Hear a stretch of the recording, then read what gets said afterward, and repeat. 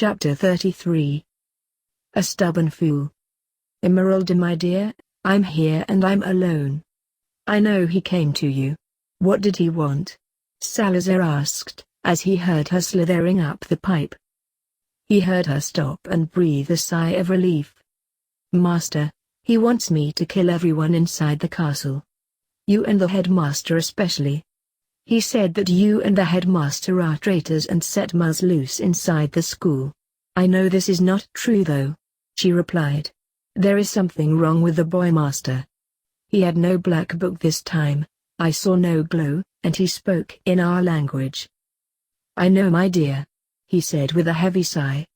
He explained to her everything that they had found out in the last few weeks, and when he was done, Emeralda sighed loudly. This is a grave situation, master. Is there anything I can do? No, Emeralda, I'm afraid not. For now I want you to return to the chamber. I will tell the headmaster that I heard you in the walls, and that you were threatening all our lives. He will know that is a ruse. Ron will be in attendance and I don't want him to know that you are on our side. It may put you in danger and I don't want to see you hurt. We need him to think you are his friend. It won't last long though, master. He will suspect something if nothing happens, she replied. I know, my dear, but it will buy us time. Actually, I changed my mind. Instead of going to the chamber, head to the Slytherin common room and wait for my return.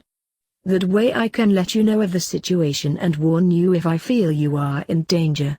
Fred and George are in there, so alert them to your presence. Very well, Speaker. I will wait for you in the pipes. Salazar nodded and told her that he would be there later, and he heard her slither off in that direction. Then he sighed again and headed for the hospital wing. Well, I guess what Emeralda told you isn't a surprise, Merlin said, after Salazar rushed into the hospital wing and told them what Emeralda had said. I'm just glad we haven't given Ron his wand back yet. Unleashing Emeralda is his way of saying you can't beat me. Indeed, Salazar replied. Mr. Weasley, it may be beneficial if you were to attend this meeting. He is your son after all, and you have every right to be there, Merlin said, turning towards him. Arthur looked back at Molly, who was still sleeping, then looked around in an unsure manner. Why don't you all go? Poppy suggested gently. Arthur, she's sleeping peacefully right now, and there is nothing more that can be done at this point. He sighed tiredly and nodded. Very well. Poppy, if she does wake up for some reason, let her know I'll be back as soon as I can. I will, she assured him. They all left the hospital wing and began making their way towards the headmaster's tower. When they were halfway there, they met Godric's breathlessly making his way down the stairs. You know, someone once told me that some students take to jogging around the lake in order to get into, and stay, in shape. Perhaps you should look into that, Salazar said with a sly grin. Godric glared at him for a moment, but then he smirked. Oh, shut up. Salazar snorted. What did she tell you? Godric said, glancing at Arthur questioningly. We are going to tell Percy and Ginny. He might as well know too, Salazar said, waving his hand around. Tell them what? Arthur asked, looking at both boys curiously. Salazar sighed and looked at him.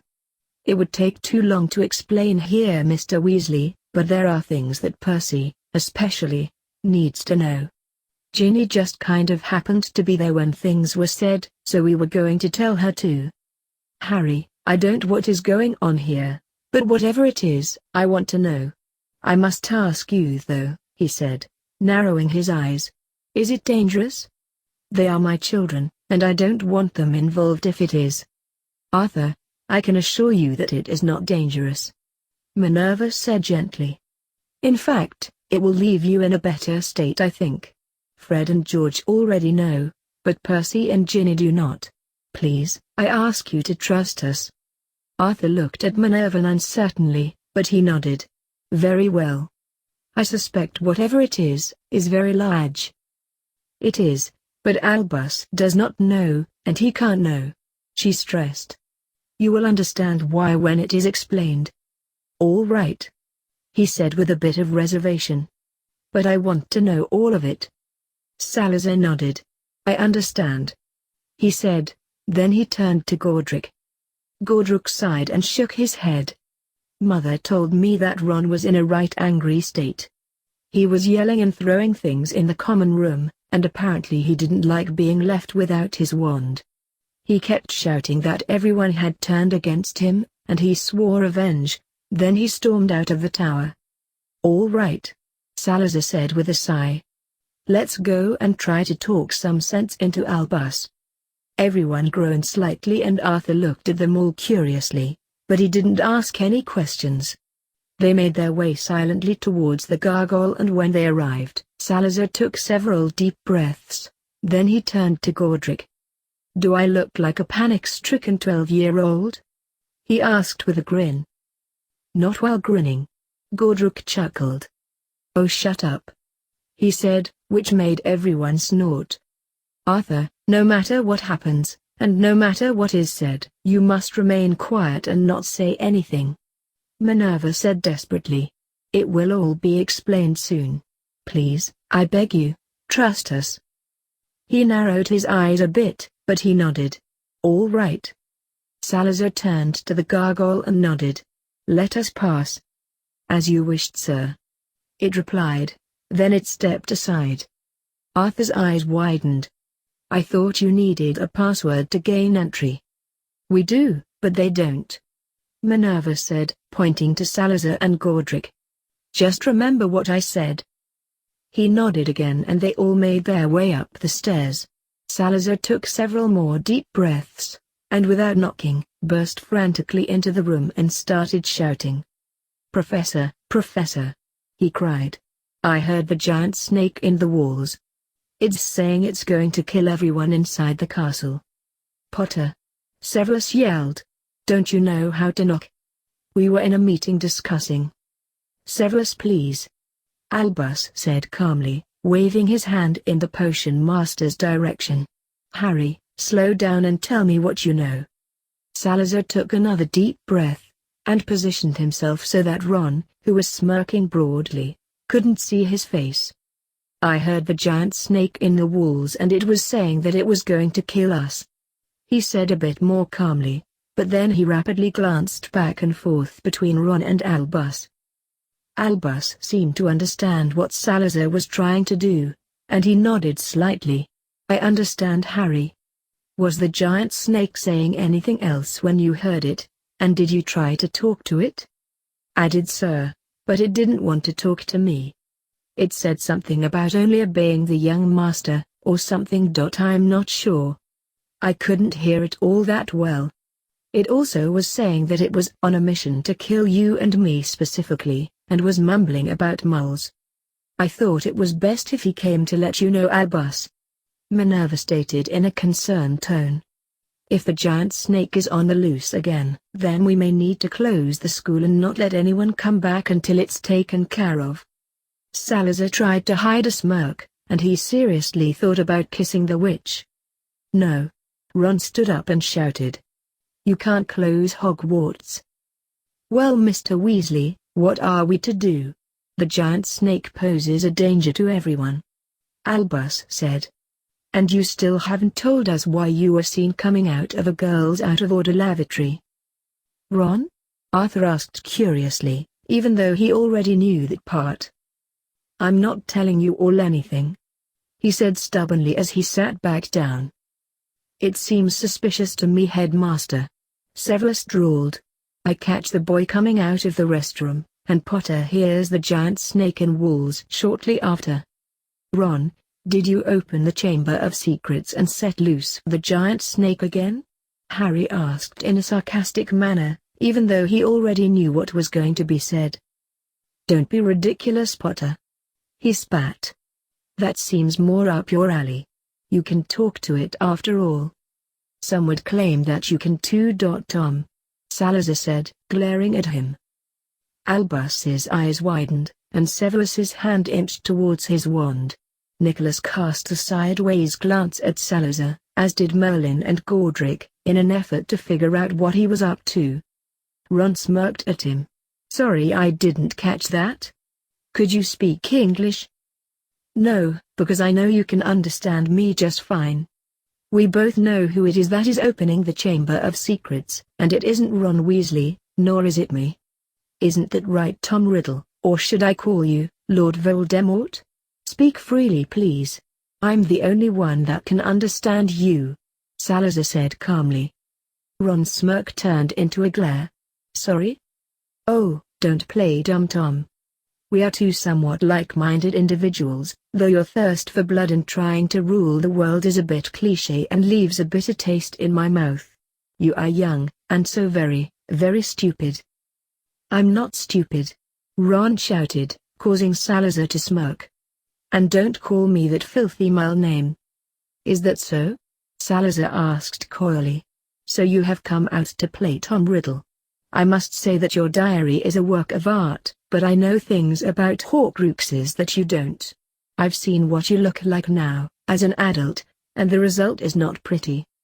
I'm sure that Ron has told you some things about me, and I just want you to know that I take great pleasure in the fact that I destroyed you as a 1-year-old child. Some Dark Lord you turned out to be." "You know nothing." Ron stood up and shouted. "I will make you pay, Potter. I will make you pay," he screamed. Suddenly a bright glow began emanating out of Ron, and it flew up and out of him, before shooting off towards Albus's desk where it disappeared with a bright flash. Albus jumped up and backed away from his desk, but Ron sank to the ground, landing on his hands and knees. "Mum. Mum. Is Mum all right?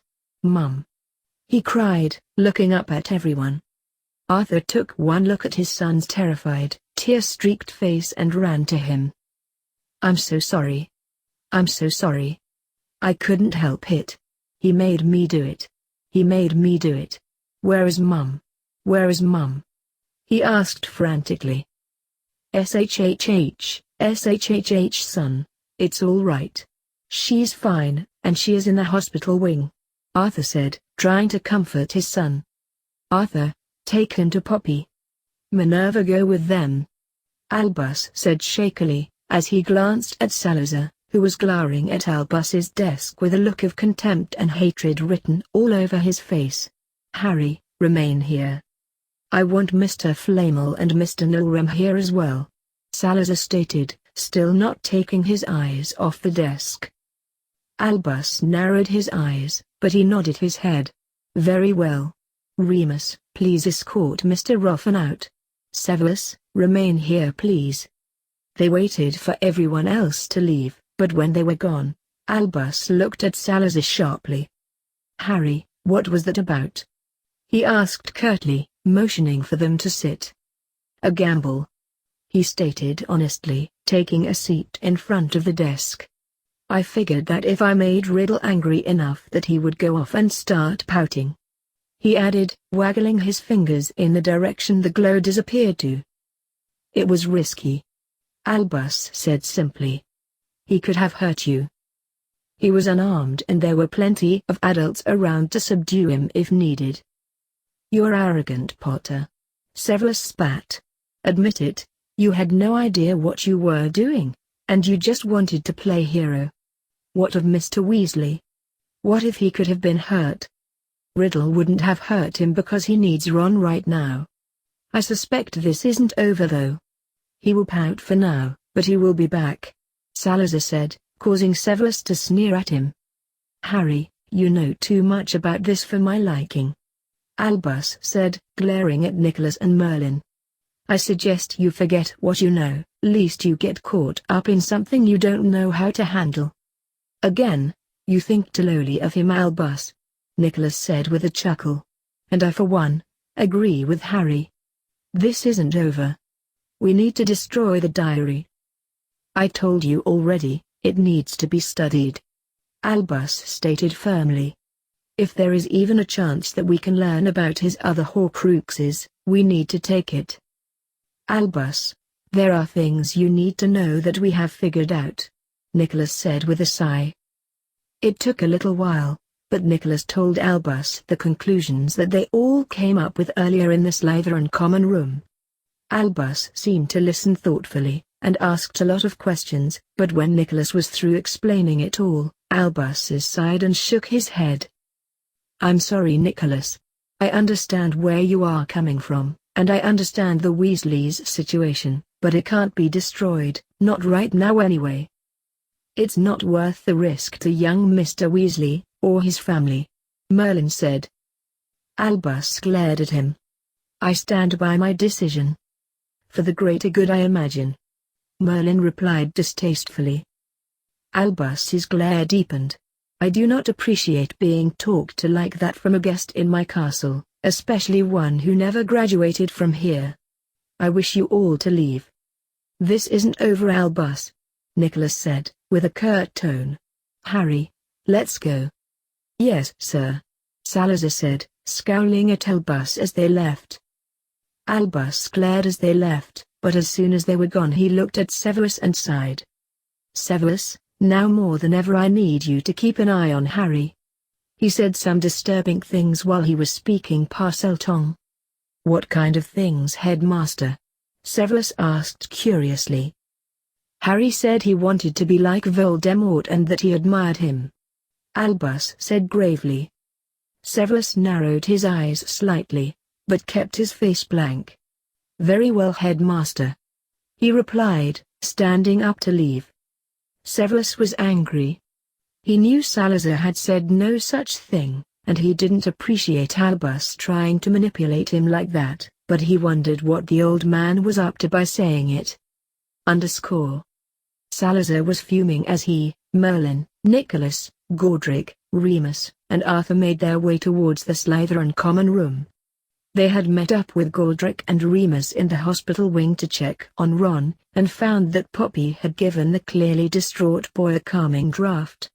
He wouldn't stop talking about all the things Riddle had made him do, especially over the last month and a half, and Poppy finally had to give him a dreamless sleep potion in order to help him rest. It wasn't until Salazar and the others showed up that Arthur had finally left Ron and Molly's sides and headed down to the dungeons so they could talk. However, when they reached the first floor to access one of the shortcuts that led to the dungeons, Salazar stopped in front of a suit of armor and sighed loudly. "Will you please change this stupid password?" Salazar asked, rolling his eyes and looking at Godric. Merlin chuckled lightly as Godric grinned at him. "Nope," he said, folding his arms across his chest. "You are a stubborn fool. Did you know that?" Salazar asked rhetorically. "Yes, I am quite aware of that, but the fact that you are complaining about it proves the point it's trying to make," Godric said with a chuckle. "I hate you," Salazar grumbled. "I love you too, my friend," he answered as he turned towards the suit of armor. "Salazar acts like a baby." Nicholas and Remus burst out laughing, while Merlin grinned, but Arthur's eyes widened as the suit of armor stepped aside to allow them to access the shortcut. "How did you kids know that?" he asked. "It's a long story, Mr. Weasley, but you will understand when we explain it all," Godric answered, as Salazar continued his grumbling. When they finally entered the common room, Salazar stopped in his tracks when he heard extremely loud, angry hissing. "No, you listen to me, you big fat shrew. I don't care how big you think you are, but speaker is mine, not yours. Master created me, you tiny little worm, and I refused to listen to your babbling. Shut up before I come through this wall and eat you." "How dare you talk to me like that? I am the deadliest snake in the world. You are lucky that there is a wall between us, or else I would bite you. I am not afraid of you, or your insane delusions, you piece of fish bait.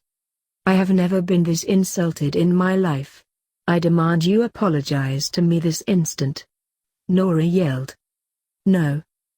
The common room wall that Emeralda was behind shook violently as she threw her head against it.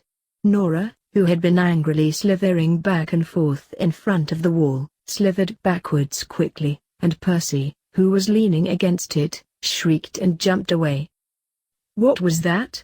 Arthur gasped, staring at the wall with wide eyes. Fred and George had apparently cast silencing charms on themselves and were doubled over with laughter, but Ginny was nowhere to be seen. "I'm not afraid of you," Nora yelled. You are just a big fat shrew." Merlin, Godric, and Nicholas began chuckling. "Well, Salazar," Merlin whispered. "It looks like you have some females fighting over you." Salazar rolled his eyes, and fully stepped into the common room. "Ladies please." "Speaker." "Master." "Speaker," Nora said in a soft silky voice as she slithered over towards him. "The shrew is here, and is saying some very horrible things to me. I say you let me bite her." "Master, Fishbait is delusional and needs to be put out of her misery. Please let me eat her. I could use a snack." Nora glared at the wall behind her and raised her head up in a haughty manner. "Speaker, the shrew seems to think she is in charge of you. Please set her right." Merlin and Nicholas snorted, while Fred, George, and Godric, who had also cast a silencing charm on himself, laughed silently. Salazar sighed, and stared at the ceiling as he shook his head. "My dears, I belong to the both of you, and I love each of you equally. We need to stop this, and work together. Please, can we stop fighting?" "If that is what you request, Master, then I will do so, but that squirmy little worm needs to learn her place." "Learn my place? I'll have you know." "Please, please," Salazar cried, holding up his hands. "No more fighting. We have business to attend to. Nora, I love you my dear, but please stop calling Emeralda names. Emeralda, I love you from the bottom of my heart, and I am asking you to also stop calling Nora names. We need to work together. Now, both of you apologize to the other." With a lot of grumbling from both snakes, they finally apologized to each other, but given the fact that they called each other shrew and fishbait, Salazar knew it wasn't over between them. "Where is Ginny?" Arthur asked, looking at his sons as they all sat down at a large table in front of the fireplace. "Oh, she's asleep in her room," George said. "She fell asleep on the sofa while we were waiting for Gordy to come back, but we moved her." "Maybe it's for the best," Arthur said, nodding his head. "She has had a very long day, as have the rest of us. There is more things about Ron we need to discuss, and I don't want her learning about it just yet. I also understand that Harry and Gordy have something they need to tell us," he added, looking at the two boys. They nodded, but Fred and George's eyes widened. "You're going to tell Dad?" they asked together. "Yes, he should know," Godric said, giving him a small smile. "What happened in Professor Dumbledore's office?" Fred asked. "Are we going to have to steal the diary?" "Fred," Arthur and Percy said together as they glared at him. "I've already told you that is not a good idea," Percy said. At the same time Arthur exclaimed, "How could you suggest such a thing?" Salazar sighed. "Yes, we are going to have to steal it. Right now it is in Albus's desk, but he is likely to move it." "Harry!" Arthur exclaimed as he looked at him in shock. "You can't steal from Dumbledore." "Yes we can, and we will," Godric said. "Mr. Weasley, Percy, there is something you need to know about Harry and I, but first, let me put wards up in case Ginny wakes up and overhears us." Godric began warding the area where they all sitting, and Arthur's eyes widened as he recognized what the difficult wards were. "How can you?"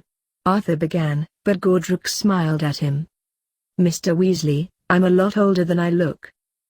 A little over 1,000 years old to be exact," Salazar added, and then he started at the beginning. _ Arthur and Percy sat through and listened to the whole story with stunned looks. After Salazar was finished, they were speechless for nearly 15 minutes. Not to mention the fact that Merlin decided to tell them who he really was, only added to their shock. Arthur finally stood up and began pacing back and forth, but then he looked at Godric with wide eyes. "You're really Godric Gryffindor?" Godric nodded and smiled. "Yes, Mr. Weasley." You saw my adult appearance this morning while I was at your house. Godric Gryffindor was in our house, Percy said with a slight squeak in his voice. Yes, Godric answered with an amused chuckle. And you're the reason why Salazar Slytherin's reputation is so bad? Arthur asked, still staring at the two founders in shock. Yes, Godric answered with a sigh. I was an angry coward for doing what I did. Salazar is not the man I painted him to be. I can attest to that, Merlin said with a smile. These boys are best friends, and it is because of me that their friendship turned sour. I found a way to achieve immortality, or longevity as I like to call it, and Salazar wanted it too. Godric tried to talk me out of it and we fought about it. I had tried to find my own way to achieve immortality, and it took me down some really dark paths, but in the end I gave up and went to Merlin. It was during Salazar's trip down those very dark paths that I grew fed up. We got into a major fight, and that night Salazar left the school. Godric said quietly. After that I became angry, and then I did what I did. Arthur stared at the two founders with a sad expression on his face, but Percy looked at Merlin curiously. Why at the age of 650, did you want to attend school? Merlin chuckled and looked at the lad with a smile. Hogwarts had been in session for about 5 or 6 years before I came. It was rumored to be the finest school for witchcraft and wizardry in the world. There were other, smaller schools, but nothing like this had ever been achieved. It was also rumored to be founded by the 4 greatest witches and wizards of the age. Salazar, Godric, Helga, and Rowena. Me, being me, I wanted to learn. Just because one is old doesn't mean that one stops learning. I was curious, so I enrolled. It was Merlin. We weren't about to say no. Salazar chuckled. Something I was secretly hoping for, Merlin said with a grin. I was sorted into Slytherin, and I mostly studied under Salazar, but all the founders taught all the students. Rowena was in charge of charms, runes, and arithmancy. Helga was herbology, potions, and healing. Godric was physical combat, transfiguration, and dueling, and Salazar was defense against the dark arts, and blood magic. The dark arts and blood magic? Arthur asked, looking at Salazar in horror. Salazar laughed and nodded. The dark arts back then were a lot different than they are today. While some would use them for very bad reasons, most used their head when it came to them. Some of the really bad ones, such as fiend fire, bludgeoning hex, and others like them, were mostly theory-based.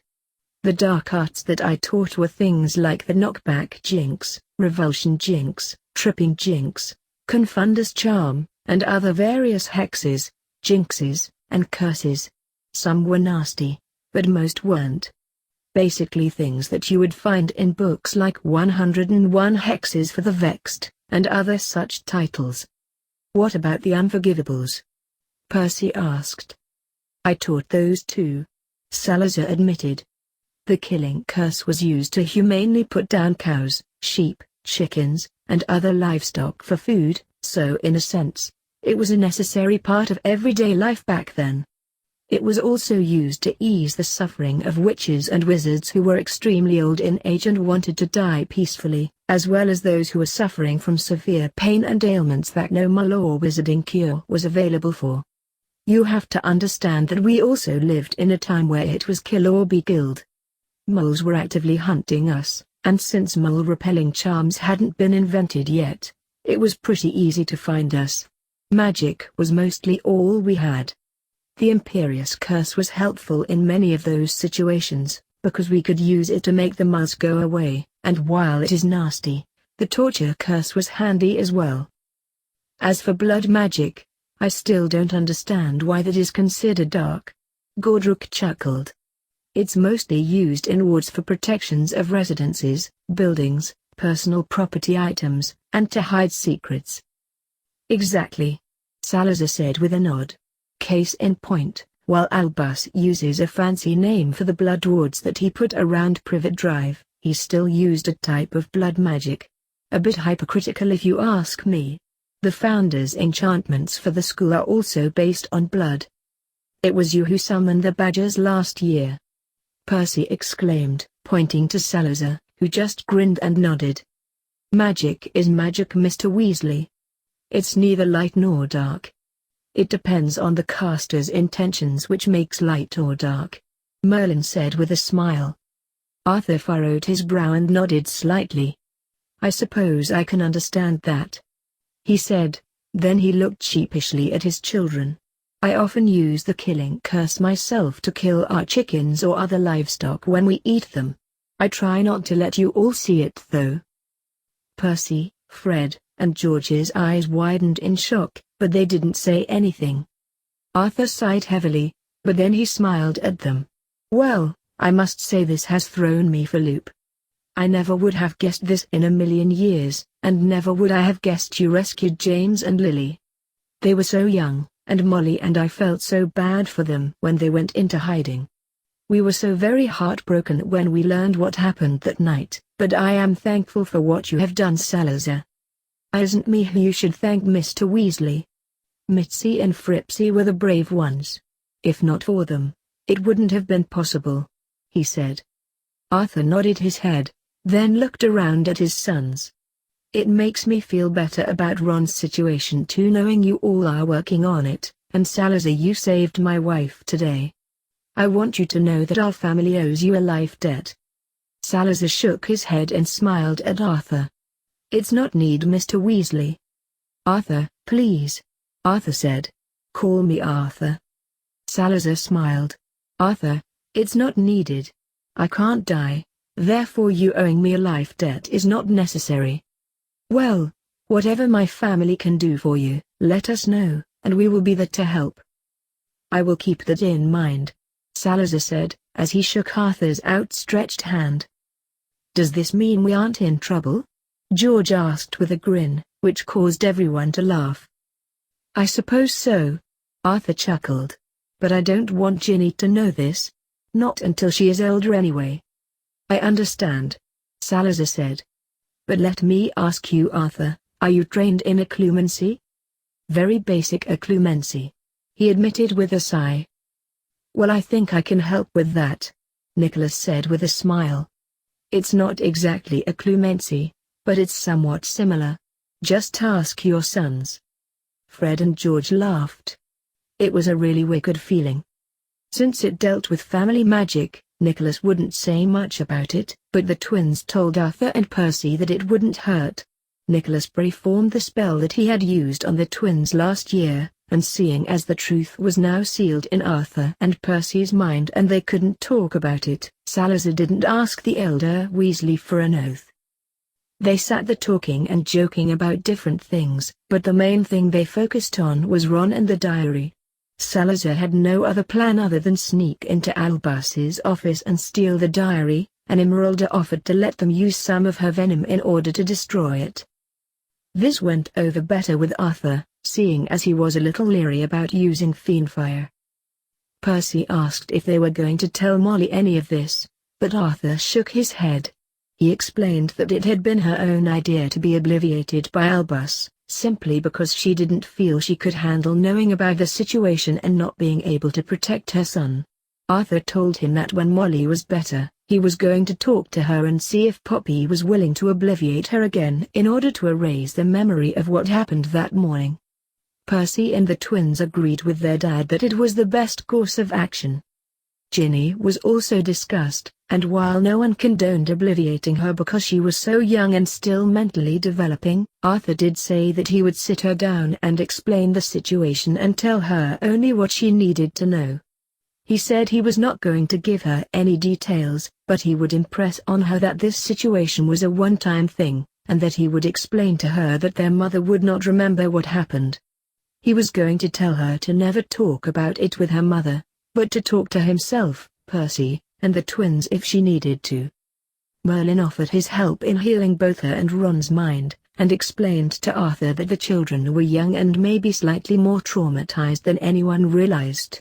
Arthur seemed to think about it for a moment before agreeing with him, and he said that he would arrange for Merlin to take a look at Ron and Ginny over the summer, or before the end of school if needed. Several more things were discussed and Albus was one of them.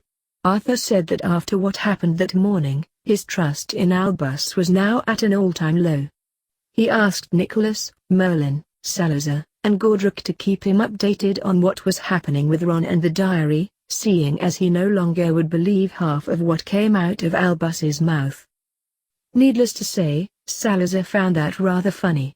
It wasn't until Minerva came in to tell the Weasleys that Molly was awake that they left. Salazar and the others told them that they would remain in the common room to give the family some space, which Arthur thanked them for. When they had left, Merlin turned to Salazar and smiled. "I actually have something rather important to discuss with you, Salazar, and it refers to the Horcrux in your head. Between Nicholas and I, we have discovered a way for you to remove it, but one that also allows you to remain as Harry Potter." "Really?" Salazar asked in surprise. "For the last year and a half, I have been working with different stones in order to find the right one. I found what I was looking for in obsidian, which is more glass than stone really. In a sense, it works similar to Godric's stone. It will allow to resume your normal adult form when you take it out, but will allow you to look like Harry Potter when it is placed under your skin. I call it the Polyjuice Rock," he said with a grin. "At first we thought about using hair from your own head, but when we tested it on me by having Sirius drink Polyjuice to look like Nicholas, it wouldn't work right. It wasn't until we used Nicholas's actual hair that we were able to somewhat achieve what we were after," Merlin said.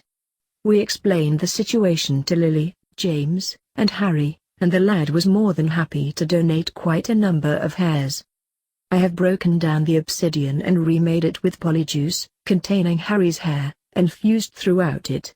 I have not perfected all the details yet, but I am very close, and I am confident that I will have this done in a few months," Nicholas added. "That is excellent news. I must admit, I really miss my adult form," Salazar said with a bright happy smile, which caused them all to laugh. "There is a catch though. It won't allow you grow up as you have been doing," Nicholas continued. "It will need to be remade every summer from Harry's hair, so that it will appear you are growing." "I understand," Salazar said with a nod.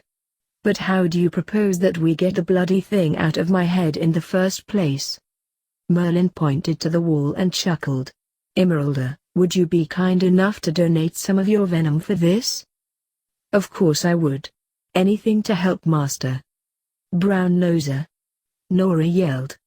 "Shut up, you intolerable little worm," Emeralda yelled back. "You are just jealous because I am actually good for something. I keep speaker company while you hide in the walls and in your stupid little chamber," Nora shouted. "Enough," Salazar cried, silencing the two snakes immediately. Then he turned to Merlin. "Are you sure that basilisk venom will work on me?" "I am. The best course of action is to inject it right into the scar itself, that way we know we got it," Merlin answered with a nod. "Sounds painful." Godric winced.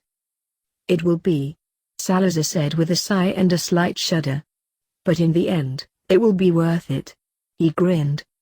They all chuckled, and since it was very late in the evening, Merlin and Nicholas decided to head home.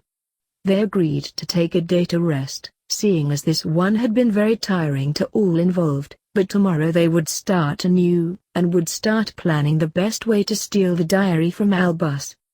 The next day dawned with a few surprises for all involved. Molly, who had been told everything by Merlin, including who Salazar and Godric really were, decided that she didn't want to be obliviated. She admitted that she had made a mistake in letting Albus do it, and said she wanted to remember what happened so that if anything like this happened again, she would be prepared for it. Like Arthur, Molly felt better knowing that the two founders, Merlin and Nicholas, were handling it, and while she was a bit leery of Salazar, she wasn't outright hostile towards him. Salazar understood, and told her that trust would come in time. Molly did smile at Godric though, and told him that it made more sense that Godric Gryffindor would have a phoenix, instead of an 11-year-old Slytherin boy. Molly also spoke her mind and gave Albus an earful. She demanded that the diary be destroyed, but he still held firm and told her it needed to be studied. Molly argued that it wasn't worth Ron's well-being, and after Albus, yet again, told her otherwise, she slapped him hard across the face and told him never to come near her family again. After Salazar learned that, he didn't stop laughing for nearly 10 minutes. Albus was quickly digging his own grave with his supporters, and the stubborn fool was too blind to even realize it. Ginny wasn't happy that she wasn't going to know the big secret and nearly threw a fit because of it. Arthur and Molly put their foot down and told her that she was just too young to understand, but that perhaps in the future they would tell her. However, they did tell her that Ron was going to be all right, and explained that he had accidentally stumbled across a very dark object that messed with his mind. They assured her that everything was being handled, and warned her not to say anything to anyone because if the wrong person, such as Malfoy, got wind of this, then Arthur could lose his job. That seemed to quiet her a bit and she finally calmed down and agreed with her parents. After Ron woke up in the hospital wing, he immediately wanted his mum, which Molly was happy to note. She assured him that she wasn't mad, and that she understood that he wasn't himself at the time. Ron told everyone that he felt better than he had in a few months. He understood mostly what was happening because of the talk in Dumbledore's office. He knew that the diary was Voldemort's and said he didn't want anything to do it. Nicholas explained to him that he needed to stay calm and try to hold back his temper and anger, or else there could be a repeat of what happened. Nicholas told Ron that the diary still had a hold on him, and that its influence could possess him again because Ron had put a lot of himself in the diary. Ron understood that, and told his parents, Nicholas, and Merlin that he would try his hardest. Salazar and Godric wasn't around for that talk though. Everyone thought it was best if they kept their distance, lest it set Ron off again. He truly didn't like the two Slytherin kids and didn't want them to be anywhere near him. Salazar and Godric had rolled their eyes when they learned that, but agreed it was for the best. Later that day, Percy and Ginny moved back into Gryffindor Tower at the request of their parents. The twins didn't want to leave Slytherin House at first, but Godric and Salazar told them it was for the best. Ron needed the support of his family right now, and that included them. The twins finally agreed, and Salazar felt a little better about his common room not being destroyed by all the bloody Gryffindors. That however, only made Godric chuckle and caused a mischievous glint to appear in his eye, which set Salazar on edge. It was only later that evening that Severus finally got the chance to tell Salazar what Albus had said about him admiring and wanting to be like Voldemort. This greatly confused Salazar and he also wondered why Albus had said that. Did the old fool misunderstand what he said? Or was Albus planning something? Hey guys, what's going on? Thank you so much for watching today's episode. If you guys want to watch more like it, please subscribe to my channel and become part of the video game fanfiction plot. And please leave a comment down below and hit that like button. If you guys have any suggestions on any stories you guys want me to read, don't hesitate. They're always welcome here in the video game fanfic plot. That also goes for video games. Until next time, goodbye!